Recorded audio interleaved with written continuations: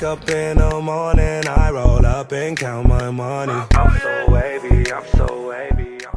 Hello guys, Wavy Ocean here, back with another video. Today we are going to talk about the Universe 6 fighters, and with my guest for today, we're going to be power scaling the Universe 6 Saiyans and Frost. And the strange thing about all of this is, this revolves around Piccolo and how he fared against Shinsami.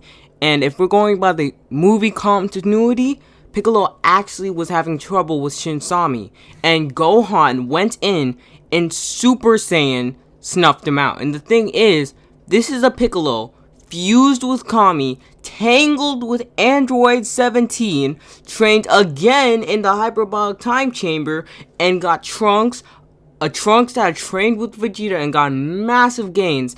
Even going beyond Super Saiyan Grade 2, he got his surprise, shock, and respect.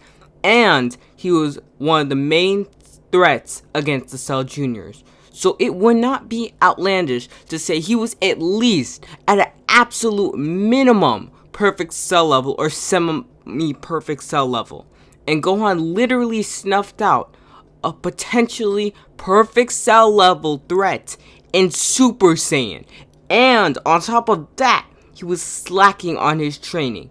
Now, Frieza takes a perfect cell level threat in his first form and even kills Piccolo in the show and defeats Gohan. And on top of that, Goku fights him on par with Frieza that is in his final form.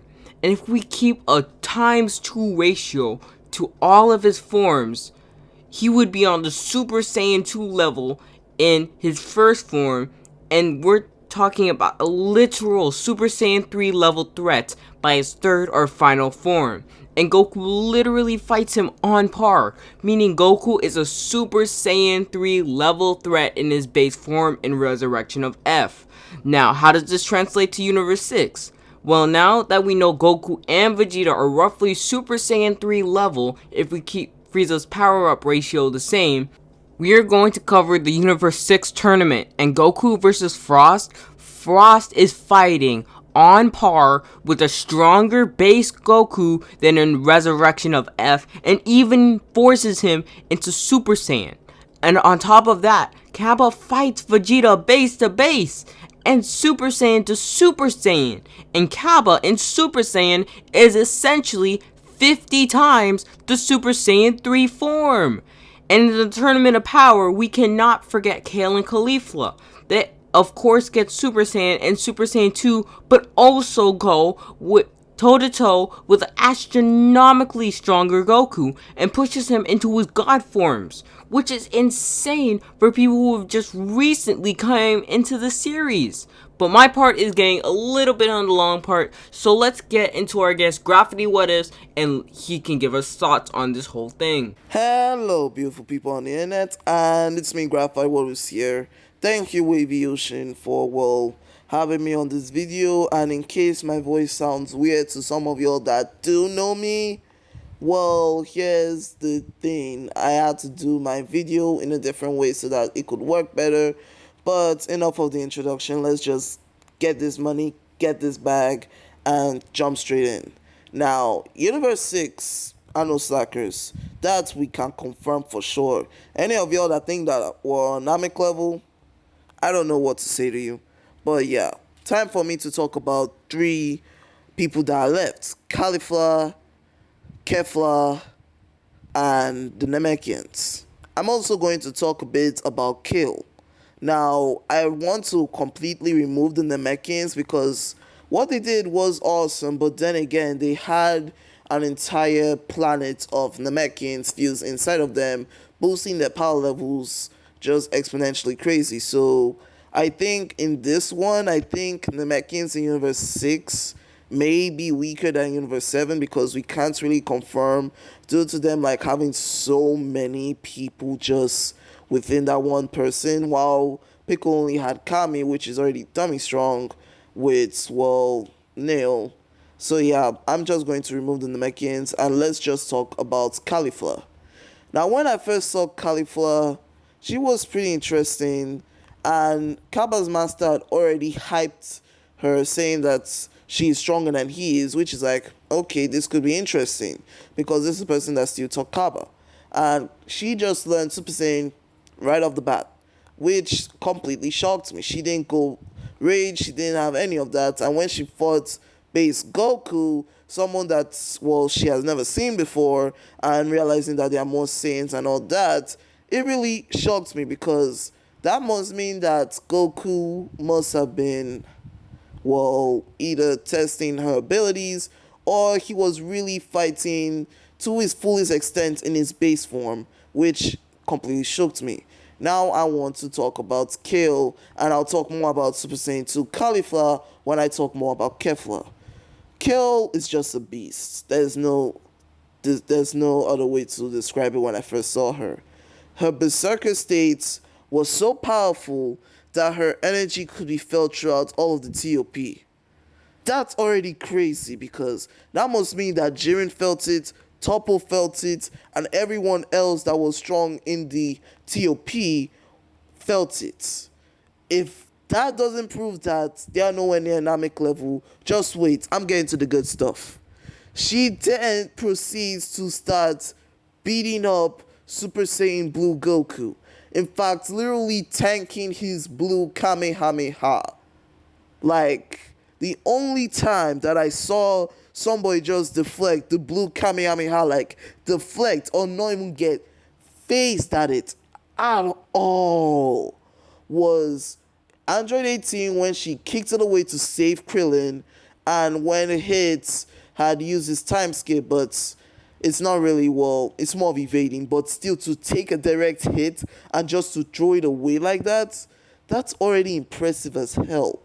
And then she went to go fight on the rest of Universe 11's Pride Troopers. Now the big three, Dispo, Toppo, and Jiren were already OP, but there's no way without saying that the other Universe 11's Pride Troopers must have been incredibly stronger. And even when she had mastered her, I guess, berserker state, I do not know what to call that transformation, to be honest. I think that's just more like controlled berserker state. It was still crazy, and then they went to go face off against Goku. Now, Goku was already weak already due to him had using UI and he needed to build up strength, but he was still able to go toe-to-toe with Caulifla in Super Saiyan 2 and Kill in her, well, controlled states. Now, we already know that they were way stronger when they were already in base form, so this is more like Goku still being good, but this is also due to Goku being more of a seasoned fighter and still having enough energy to go God mode, which was easily decimating Kale and Caulifla. Now, let me talk about the one person that you're all waiting for, Kefla. There is no other way for me to explain Kefla except the pure combination. Like, she is how I see Vegeta. If I know that man is coming, I'm running. Same with Kefla, because Kefla is literally the combination of a legendary Super Saiyan and someone with crazy, unexplained potential. I would honestly have been surprised if Caulifla had just transformed into a Super Saiyan 3 in the TOP. But anyway, it was like the key growth of a legendary Super Saiyan was drawing out the power of Caulifla's potential. Which I guess that phrase that she always kept on saying, that I can feel my power getting higher and higher. Which, if this is true, then that means that it wasn't exaggeration. She could actually feel her power just becoming enormous, easily manhandling Goku in base when he was in Super Saiyan God mode, manhandling him again in Super Saiyan Blue, up to the point where she had forced him to go UI, which was the major turning point. Now, UI Goku during that time wasn't incredibly strong. In fact, his hits were barely landing, which is already crazy because we were seeing him land hits on Jiren. Either he was being very weak and he didn't know what he was expecting, or Caulifla was just still getting more stronger. Meaning that the only reason why Goku was not eliminated at all was due to the fact that he was a smart fighter and UI was automatically dodging everything. which if that Kamehameha had missed, Kefla would have just gone against Jiren and probably timed out due to the power making the time limit to exceed. So yeah, definitely nowhere near Namek level. So that's my entire analysis on Universe 6 Saiyans, and I think the reason why they are more powerful than Universe 7 Saiyans was because they are not as war hungry as Universe 7 Saiyans. And due to this, they must have had gentle souls, which, if you know, makes them to gain more S cells in the body. Which is why half Saiyans and legendary Super Saiyans like Broly and Kill are already super strong because of their gentle soul granting them extra S cells. So yeah, if Universe 7 had not had Beerus, or if Beerus had not trained the Saiyans at all, Universe 6 would have absolutely decimated Universe 7, which is pretty crazy. So yeah, that's my thoughts. I hope that you enjoyed. Back to Wavy Ocean now. Alright, big shout out to Graffity WOAHHHHHH for hopping on the channel, and he has some seriously good content like Ninjago and My Hero Academia crossover. But with that, I am now Brony, and peace.